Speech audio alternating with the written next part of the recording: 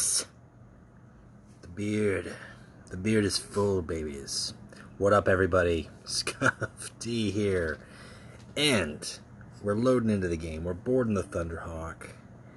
Today's the first day of October season. Marks the end of the passing of September season, and for me that's the last 2 months running Lemun Russ as my warlord. Kind of refresh everybody here on my general strategy. This is just the rule of thumb that I've been doing for myself for a variety of reasons. Every 2 months I pick a single warlord and then I run them in ladder exclusively, just that warlord. Get my 5 dailies in, do whatever challenges I need to still pick up, whatever the course of action and practice with whatever else, what other decks I need. And then each month kind of compare and contrast, see how the deck evolves, see how the warlord has evolved, see how my ranking has evolved. In general, this last time around I went with Lemun Russ. I want to get into how he breaks down, how he broke down over the course of 2 months. Some very satisfying things, quite frankly, but really quick because it's a little bit more time sensitive. I do want to mention we wrapped up the September Decklist winners, Decklist competition, which was Istvan 3 was the theme. We are now going into October. With the start of the 1st of October, I'm announcing the October theme for your October Decklist submissions is Bump in the Night. What does that mean? What does that mean to you? Can you make me a deck that goes bump in the night, that sends chills down my spine? That's something that I don't want to play in the dark, or something that I don't want to encounter in the dark. It's midnight. I'm logging in to play Legions. It's dark. Just a soft glow, unhealthy glow from my screen, reflecting on my face, and then I come across your bump in the night. What is it? What is it? Am I scared? Do I shiver? Do I have nightmares? Make me think. No. October's decklist theme, Bump in the Night. So again, here are the rules with the decklist theme. Number 1, you need to submit it to me, PM it to me on Discord. If you're not on Discord, please get on Discord. If you've got questions or anything like that, feel free to comment below. Or message me on the channel. I'll be able to get back in touch with you there as well. Your deck needs to have a suitable name that matches the theme of your deck. And then it does not have to be a highly competitive deck. It doesn't have to be even playable. I mean, you could have just a bunch of 8 drops or low drops, whatever it is that you feel best fits the theme, tells the story of Bump in the Night, goes with your warlord, thematically goes with the theme. And what I'll be doing is I'll be reviewing all those submissions through the course of the month, and then the deadline is October 25th. And following that deadline, I'll take a look and I'll pick the top 3.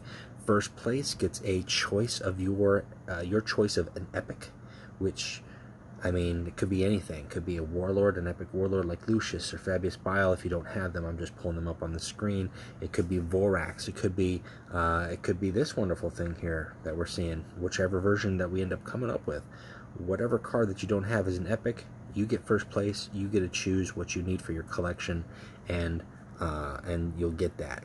Second and third place are a rare of your choice. That's the green bordered cards here. And don't scoff at that. There's still plenty of players who don't have 2 copies of every rare, let alone some very key rares if they're just not buying me. At this point in time, we've got 4 factions. As of October 11th, we're going to have new factions added to the game.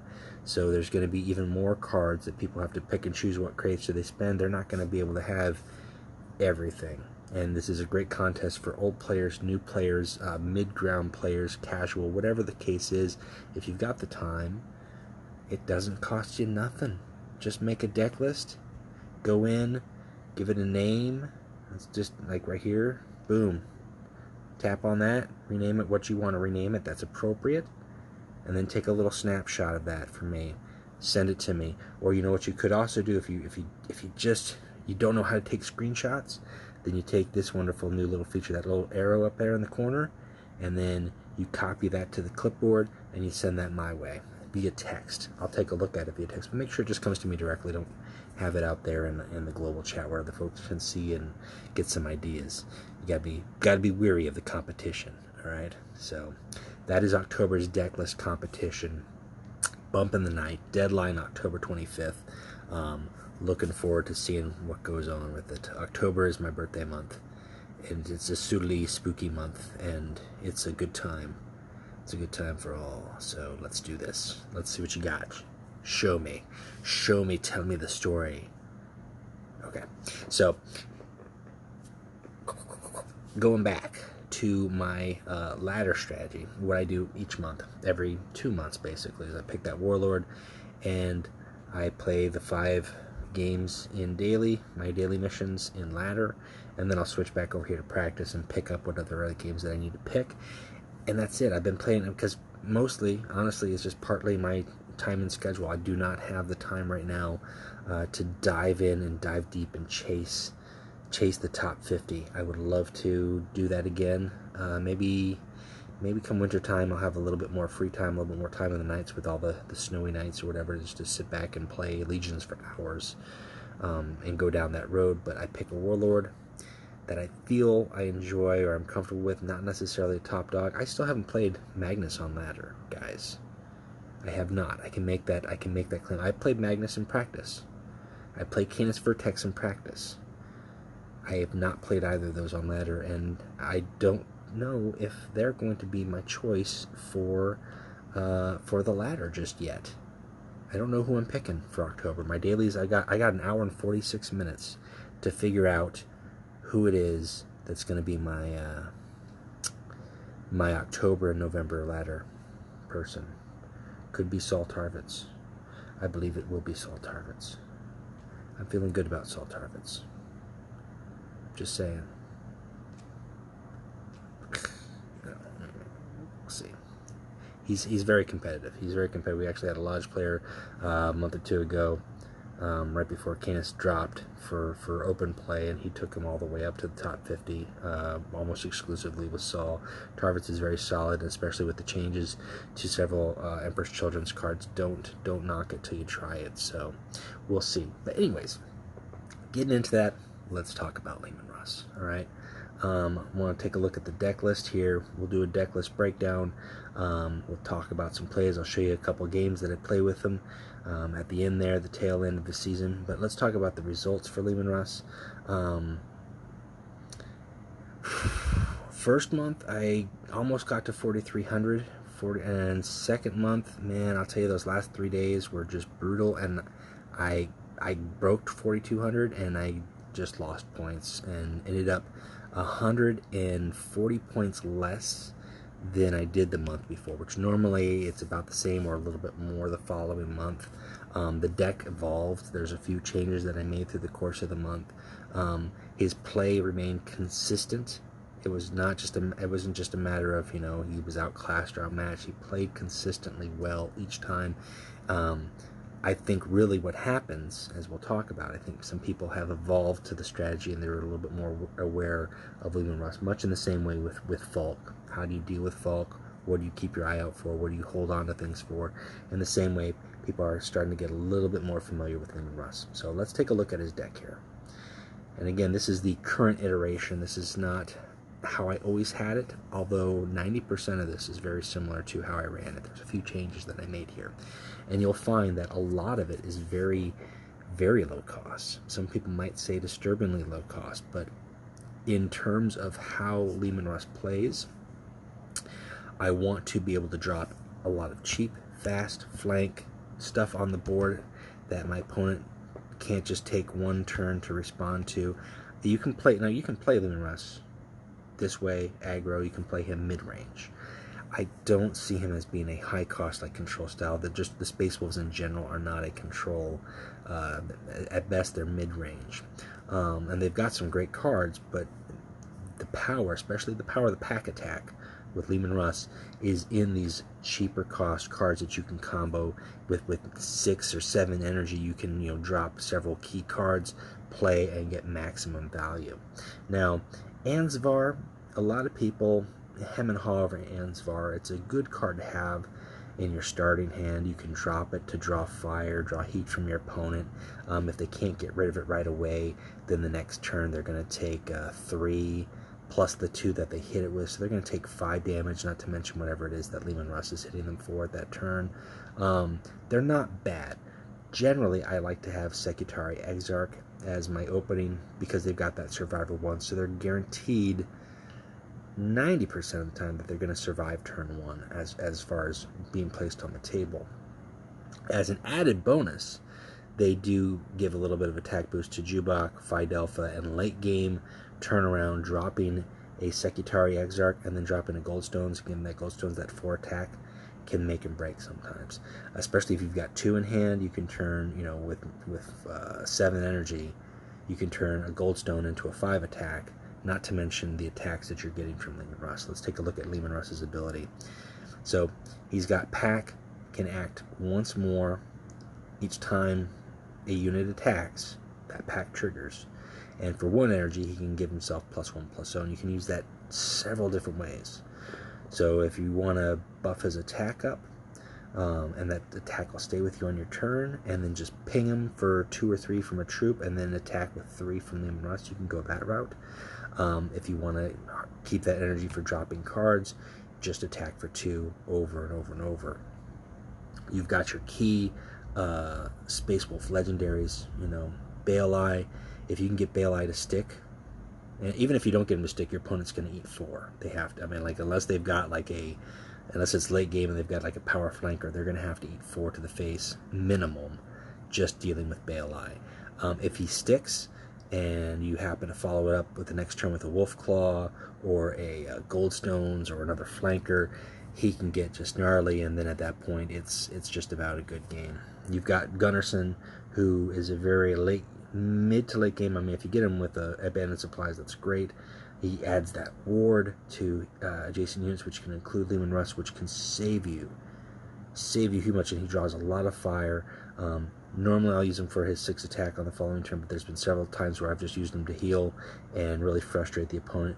You've got the Dionysian Spear, which is just brutal and very critical in the mirror match. Any Space Wolf match for that matter.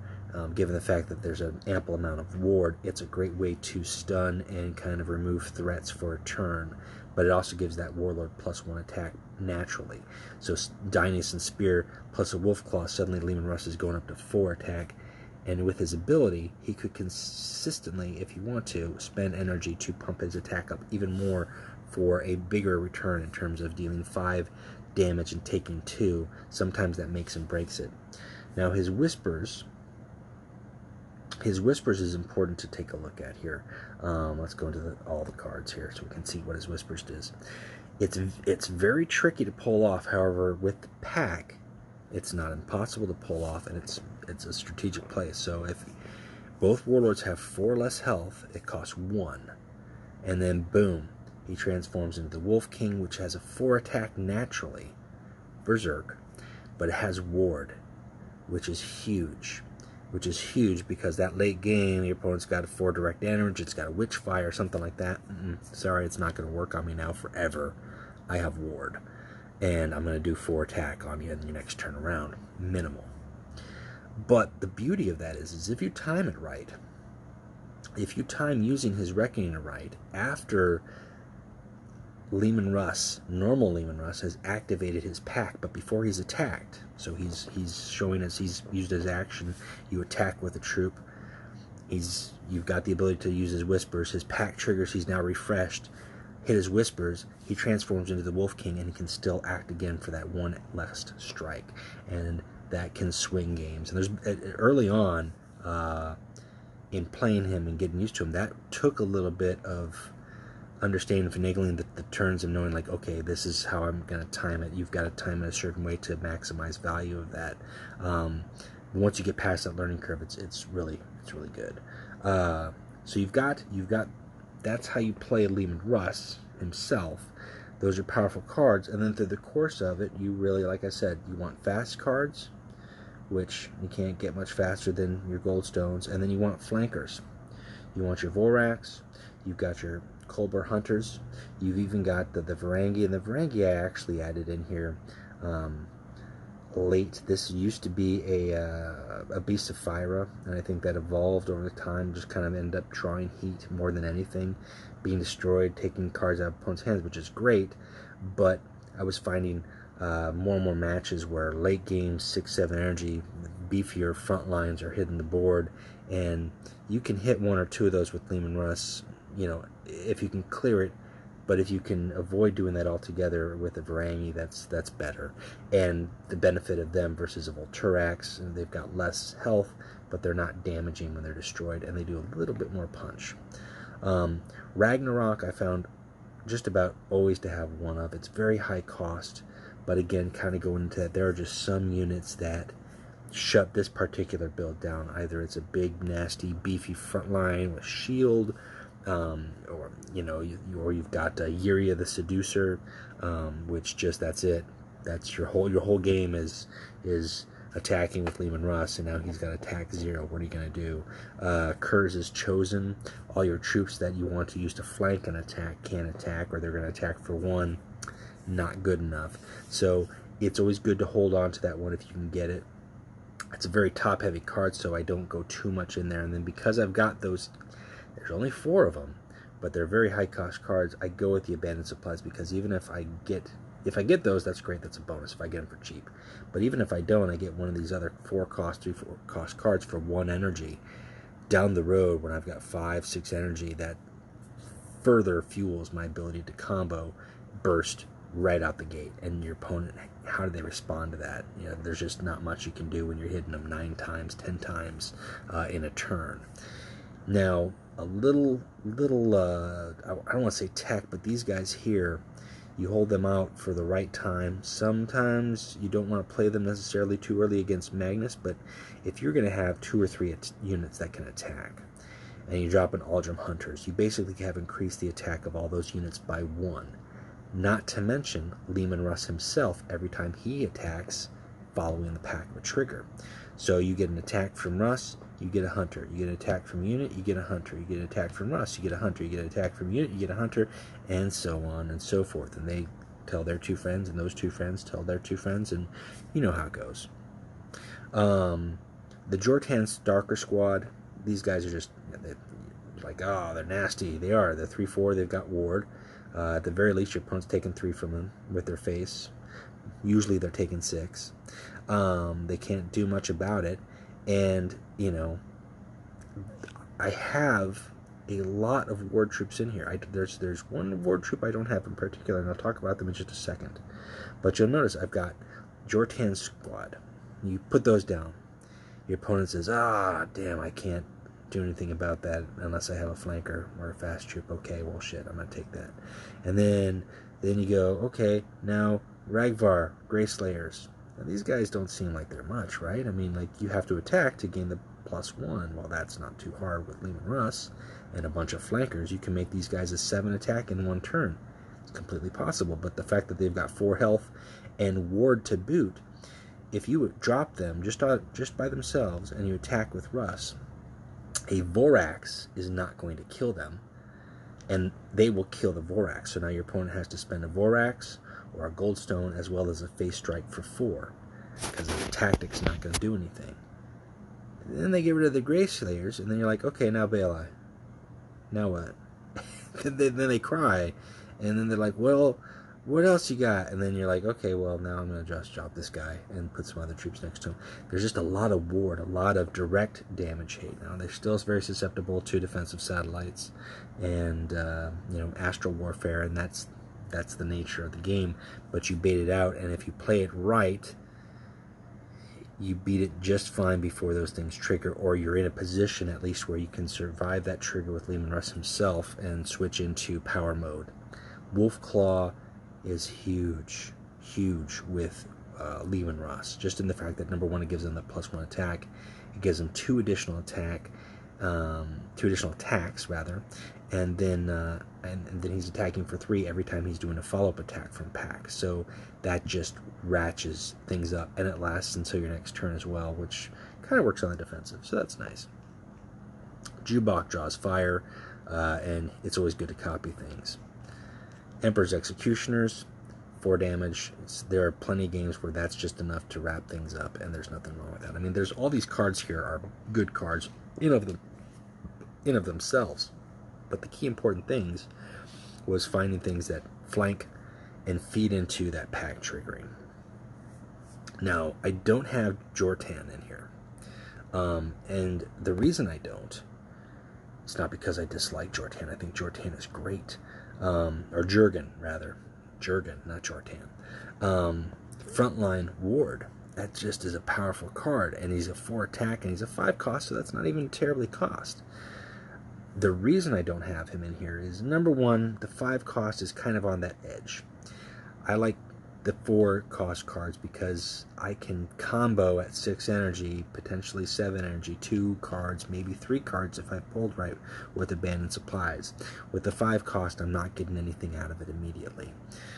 Most importantly, though, I don't want to give my opponent anything that they can really use to shut me down or really thwart me with a Jubaca. And that might say, you might say, oh, well, that's really like, I mean, how's that going to happen? Well, that happens plenty of times when people play Jubaca. You never know what they're going to get. It's bad enough when they get Gunnarsson or the Dionysian Spear, but when they're throwing out a big, beefy 4-5 front line that I have to throw things with that I can't even throw my tactics at, that's a little bit too much. I can deal with the troop, a big beefy troop. I can flank that troop. I can deal with that.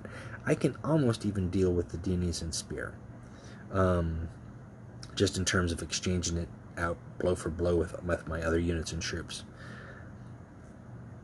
But I don't want to have to keep bashing my face against my own copied Jurgen. So that's why I opted out of that. Now, that's not necessarily a bad thing. I think there's plenty of Russ builds that you could go a little bit less on the 3 costs, a little bit more on the 4s and 5s, and squeeze in Jurgens just fine.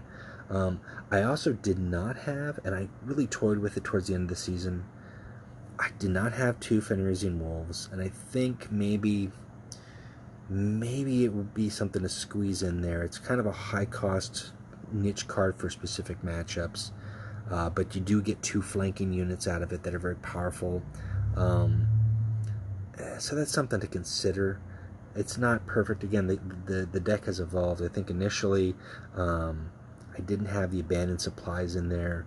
I don't think I even had the spear in there initially, but I just found that stunning things and on attacking is just huge, or even on defense. I mean, just huge in certain matchups, and especially in the mirror matchup. Like I said, if you can get the spear off before your other opponent's Russ, you've pretty much just changed their entire gaming strategy altogether. Not to mention any other cards that you might have. The Aldrum Hunters are kind of feeling into the cheaper, low-cost guys. You could swap those out if you were going more of a mid-range and go with something else, but that would be a different deck. So that's kind of the aim. That's kind of how I went with that deck. I think initially one of the early pitches was from a lodge member. Agrash had a lot. I mean, I think he had Gunnarsson. I think he had Gunnarsson, and that was it. And everything else was like 3 and 4s, or 2s, 3s, and 4s. He had a lot of the Philesian infantry, things that are going to draw you cards because you need cards to continue the thing. It was a little bit too frail and fragile for me, and I think about midway through month 1, I started to see people kind of getting wise to that and burning out that strategy. So I went with a few more pinch stuff, and I don't dislike the changes or the choices I made.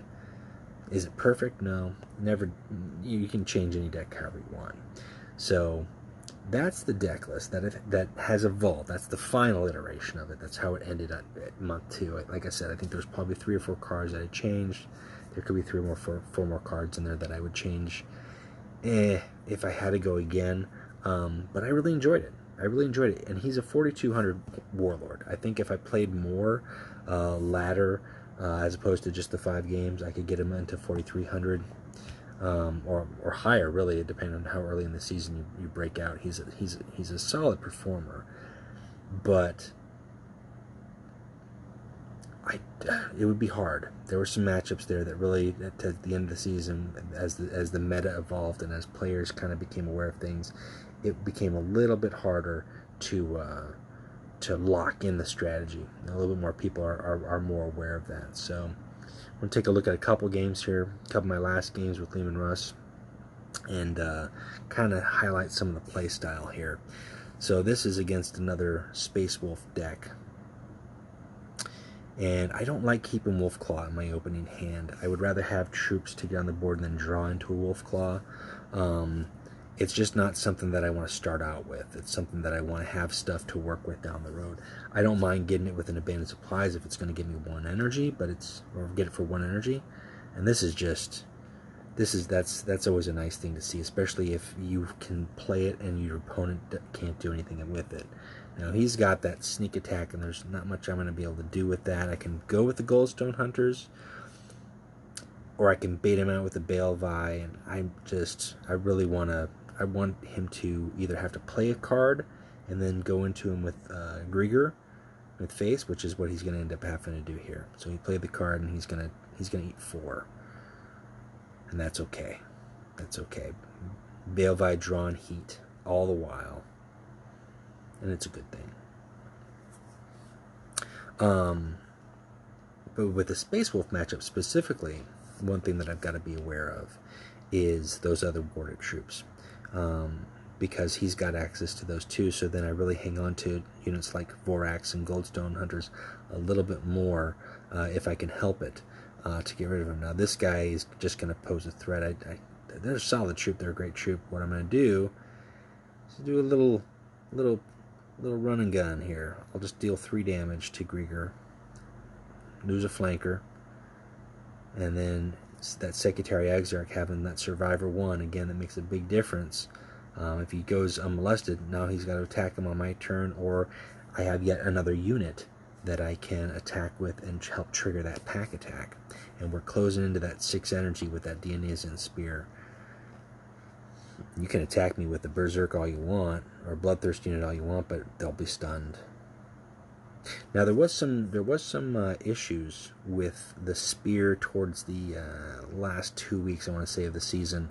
Some buggy problems with it, not necessarily always triggering stun. And there was one game that it cost me for sure. There was maybe another game or two where I couldn't necessarily say it was the Spear. It was just one more layer on top of it. But in this instance, it actually worked as it was supposed to. And then what we'll see here, I could have done it up with the Vorax and the Goldstones and dropping the Aldrin Hunters earlier. There's a few different ways I had lethal here, but the big problem that he did here, and it's not necessarily a problem because that's just the way Grieger plays, he gave me units to flank. And that's really the way that you play around Lemun Russ, is those solo warlord builds don't give you anything to flank attack. So your options of pack attacking are a little bit less. You actually have to commit your troops, your flankers, to the board. Like against Angron, you might hold on 1 Vorax just in case, he does something with like a Juba, like a Melgator or a Wraith or something like that. But you're more likely going to get more value actually putting them on the board. However, then they're susceptible to being removed before you actually get to use them. So it's a little bit tricky. And then here we go. This is, speaking of Angron, let's take a look at Angron here. And these Angron games can be very very touch and go, because Angron's got that potential for just massive damage out the gate as well. And if you can't get your stuff going and set up some formidable stuff for him to regret running his face into, then that's going to be a hard game. And in that instance, I try not to attack too much, especially if like Angron gets his attack up to 4 or 5, and that Survivor's just that's an early annoyance. But when he gets up that heavy beefy attack, I really would like to not have to deal with that and hit that repeatedly with my face if I can avoid it. And instead, in those instances, I would rather spend the extra energy and increase my own attack, especially given the fact that in those matchups, it's very likely that my units are going to die attacking Angron, so then the only thing that he can run his face into is a Lemun Russ with 4 or 5 attack. And that kind of helps even the board. Now, I was surprised here with this move that he did not go after Bale. Baelai. I think maybe he was thinking he had enough in hand, or he was just focused on, let's just beat down Lemun Russ, and understandable. I did not mean to pick that Wolf Claw, which really annoyed me. I meant to pick Goldstone Hunters. So I got a little irked there, because I would have gotten the same result with one less attack from Lemun Russ on my face. And then he obviously didn't have anything in his hand to draw with, and with it having ward, he can't directly attack it, so he had to take the 7. And then I have no idea where this came from. I don't know what's going on here. This isn't like, High Terra. So now I'm confused. Because not only did he do that, but then he gave me something to flank attack, if I so choose. He also dropped his own attack to 3 as opposed to 4 by having that unit out. So I don't know what's going on. That was really an odd play. And then I'm wondering what's the idea? Is he going for a Greater Demon in an Angron deck? Is that what's going on here? It's a very unusual thing. Maybe we'll see this in the future, but he's got 2 Marks of Chaos on him. However, between the Goldstone Hunters, I think I've got enough here to wrap this up. And I do.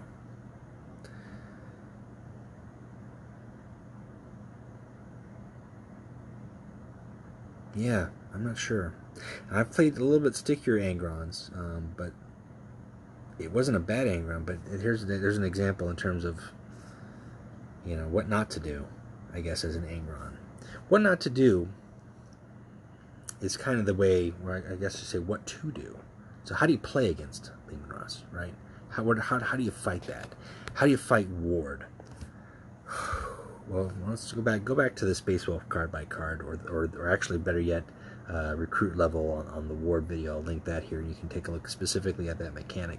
Your biggest ways to deal with ward are flank or random damage, widespread damage, astral warfare, defensive satellites, artillery strike, mortar strike, whatever it is, and pray, get lucky, or have to deal with the face strike, take it out. If it's going to really pose a threat against you, take it out. In Lemun Russ, those warded units have an extra layer of threat, because not only are they protected, but they have the ability to further Lemun Russ's pack attack the longer that they survive, which then furthers his win condition, which is just basically beating you down really fast, really quick. And that's how that works. So deal with the ward as best as you possibly can. Number 1. Number 2, and this is so important to remember with Lemun Russ, particularly, not just Space Wolves, but Lemun Russ in particular. When you get to those pinch moments, and this is hard because some decks at this point in time with Lucretia and Bolvi and even the Titan, Canis Vertex is kind of just a natural target. Don't give him things to flank. Do not give him things to have his flank units do, especially if they have 4 health. If it's late game where they've got Survivor 1, because he can get 2 attacks off of dropping a Vorax. And I'm not just talking about the Vorax attack, I'm talking about his own attack. And if he happens to have played a Wolf Claw, or he's got an Aldrim Hunters, he's just getting more maximum damage out of that. In addition to that, you've lost your troop. It's a very delicate balance. If you're in that state of the game, you really have to ask yourself, is it worth putting down a unit? Are you giving him too much? Or is it going to survive and you're okay? Kind of mentioned you can throw down big, heavy frontline troops. Skitarii Protector is annoying as sin just because it's got 5 health. It was even more annoying when it was a 5/5 for a month. The Custodes frontline troops are just nasty. They're a hindrance. They're annoying. You can deal with them. You want to save that Ragnarok for Telemon. But every now and then you just have no choice, and you've got to throw it on that big, nasty, 7 attack frontline troop. Good. Yeah, big beefy front lines. Ogrins work really good.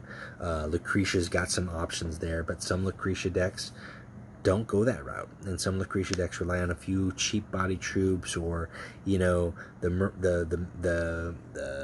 McCormick's Reapers. Is it McCormick's Reapers? I want to say. I think it is. Which they're a great card. Don't get me wrong, especially in Lucretia, who can pump them up. But if what you're giving me is a body that I can attack every turn because you just keep playing it, thanks. I will attack it, and I will flank it, and I will get extra attacks out of it, and I will get extra value out of it. There are sometimes it's just not worth it.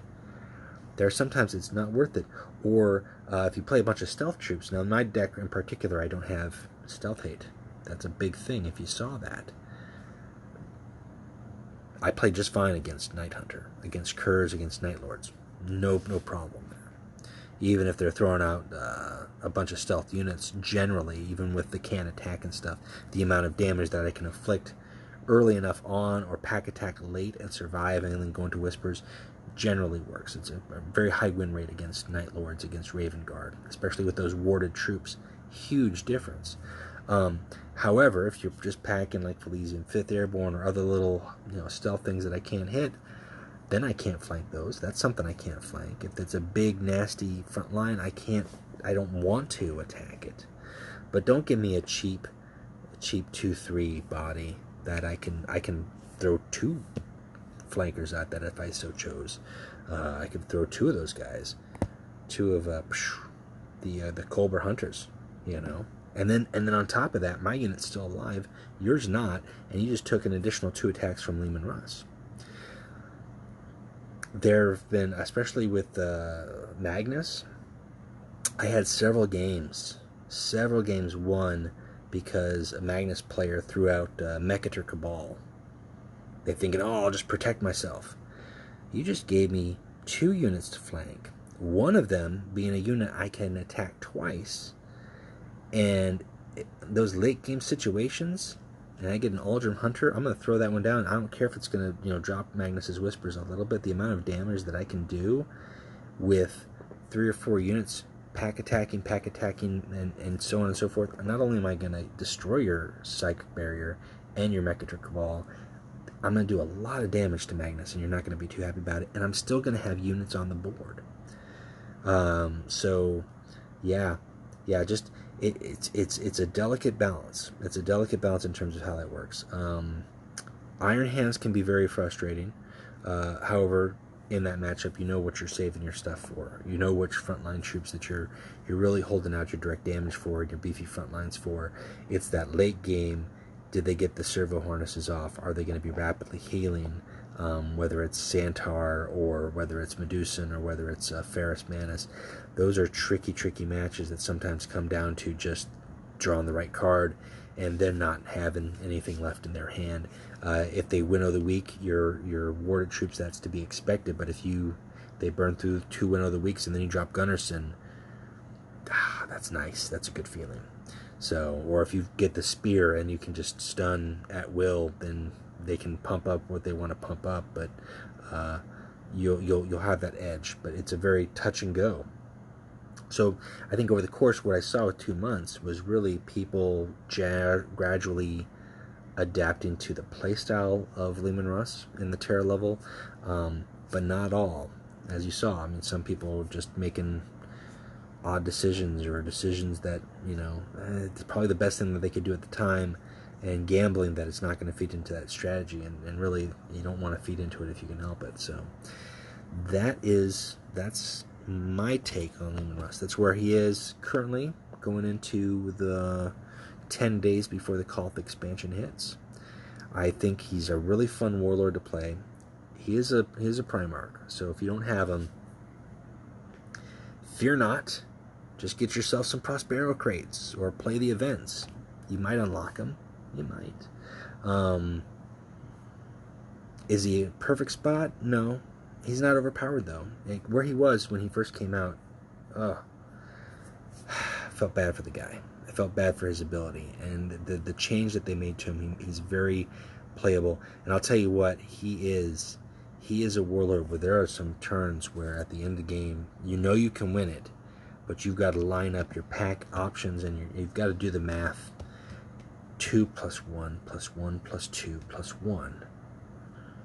I can do it. 3 plus 3 plus 3, followed up with the additional 1, 1, 1. I mean, there were turns where I would go all the way down to the timer, just calculating to make sure I had enough to do it. And I like that. Some people don't. Some people don't like that. They just want to face bash or they want to play style. But I liked the little thing. He's hard to pilot. There's a very, very nuanced thing to triggering his whispers, to triggering, maximizing his pack attack. But as a player personally, I like the feeling of satisfaction I get when I do that correctly and I do that properly and I pull out the win, either when I wasn't quite sure I could do it or when my opponent didn't expect it from me. And that's just a little bit more satisfying than direct, anger on smash. Anger on smash can be satisfying too, but for me personally, that's just my play style. I prefer that. And then there are those times too when I can also blame myself where I think, oh shit, I forgot 1 plus 1, not 1 plus 2, and then that's on me. And then I improved that strategy through the course of 2 months. So he's a 4200 warlord for sure. The guy has got he's got the chops. I think any warlord can really be 4200 if you put enough time and effort into it. Some just require more so than others. But he's not overly complicated, and I think people should enjoy him. I think people should enjoy the Space Wolves. I think there's a lot of range there. I consider the Horgan pack and the Vulgar Seekers and such, but I went with what I went with. And I'm proud with what I went with. And if I had to change a few more cards, again, like I said, I think initially the first one I considered was Beef and Raising Wolves. But then I might have to consider changing up the entire style of the deck and going with a little bit more mid-range option as opposed to early game lock and dominance. And you can go either which way with Lemun Russ. And I think either which way you should be satisfied. So that is it for me, guys. That's my take on Lemun Russ. That's my report on the seasons. I think aside from the last 2 or 3 days of competition in September season, which were rough, it was rough pulling teeth to get wins and break points more than you had coming in. I think also in combination in August, there was like one night when the August season first kicked off, like it was like 2 a.m. and I was up and I played like an extra like 10 games on ladder because no one else was playing. There was like 1 or 2 people playing. It was that early 2500 season where it's a free-for-all. So I did get a few extra ladder wins on that season. I don't know if that's enough to really claim out to be the 147 point difference, but to go with that, which I found very interesting. I was 147 points off from my previous total. I was less by that ranking. But I was only 11 ranks from the month priors. So the month prior, I ended at 186. Top 200, spot 186.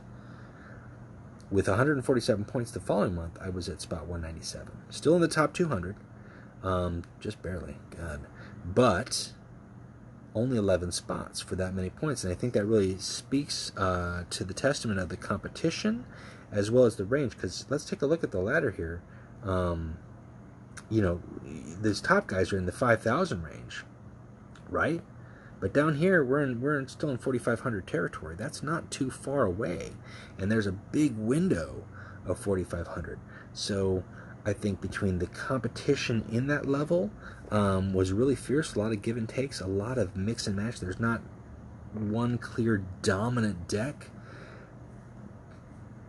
Okay, I mean, Canis Vertex is very dominant. Let's just say that. Okay, he's very dominant. So there's a dominant deck, but maybe not a dominant player just cranking out the wins consistently like these top 3 guys.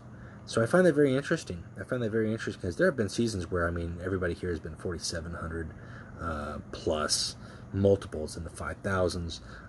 This season in particular, we didn't see that all the way through, and I don't know if that's because of the game lengths, of the variety that we have as players currently right now with the warlord choices and several of the solid warlords: Lucretia, Magnus, Canis, Bolvi. You can argue Lemun Russ. I would say Lemun Russ is a contender, probably a tier 1.5 deck, not necessarily a tier 1 deck. Definitely a tier 1.5 because he's got that potential. I did not have too many troubles with Magnus, with Lemun Russ. There was a couple games that just, you get lucky. They got lucky, but there's more games I won than I lost against Magnus, so I'm not too worried about that. I did kill 2 Titans with Lemun Russ. I think I got beat by more than 2 Titans with Lemun Russ.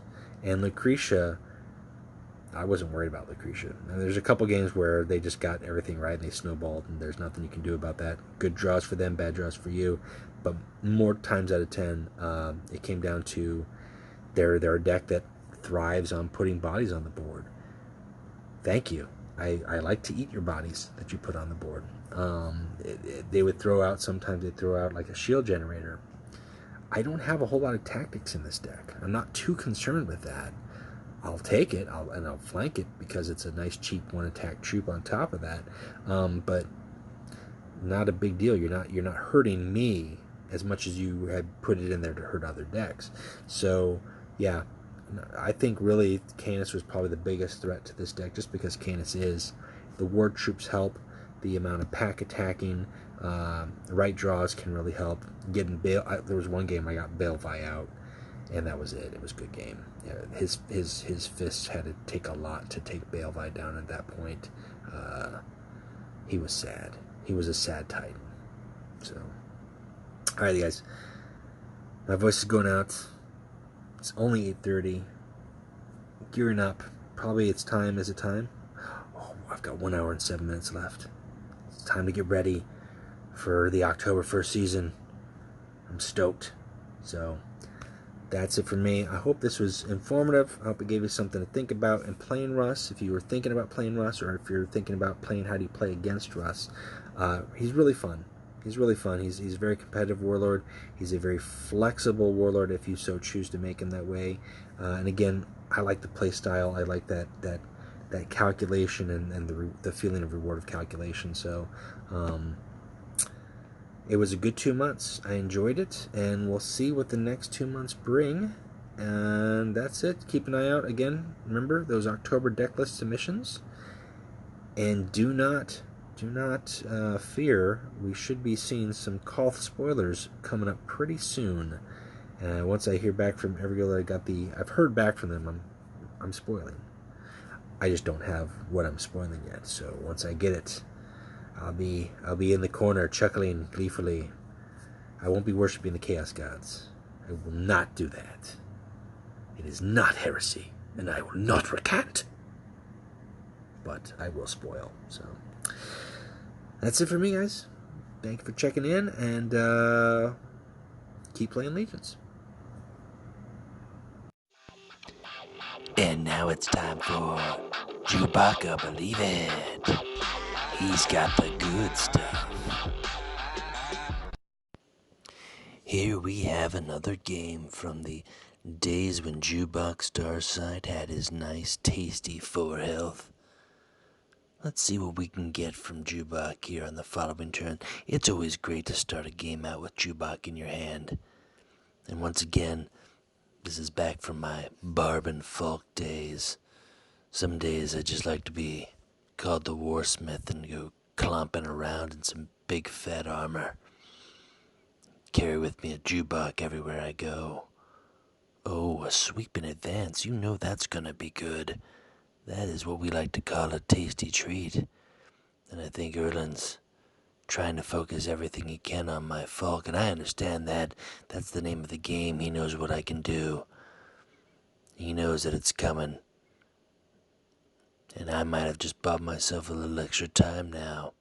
Now, not only that, I've got Catacombs. I've got 2 cards. 2 very tasty cards. A well-timed Catacombs of Tiska could be all I need.